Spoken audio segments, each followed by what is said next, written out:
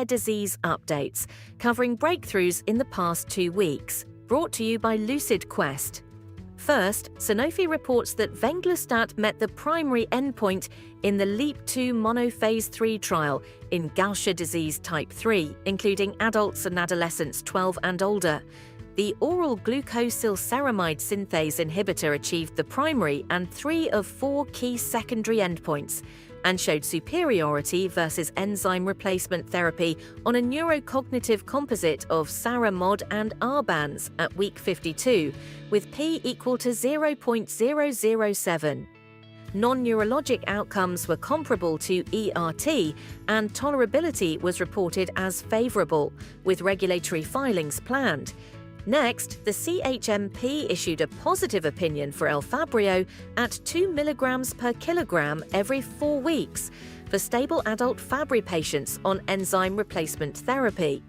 The opinion was informed by the open-label Bright Switch Over study, with a European Commission decision expected by March 2026. This regimen could add competitive pressure on pricing and access. Moderna and Recordati announced a commercial partnership for mRNA-3927 in propionic acidemia. Moderna leads development and manufacturing, and Recordati will commercialize. The deal totals up to $160 million, including $50 million upfront, with pivotal results expected later in 2026, per the source. Eton Pharmaceuticals licensed United States rights to an unnamed ultra-rare product candidate under active FDA review. It would be the first generic alternative for a condition affecting fewer than 100 patients in the US, with potential approval and launch in mid-2026.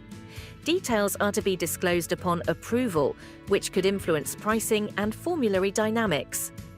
The FDA issued a complete response letter for REGENXBIO's RGX-121 in Hunter syndrome after an accelerated approval filing. Cited issues included population definition, use of a natural history control, and the biomarker surrogate endpoint. The company plans a resubmission with longer-term data.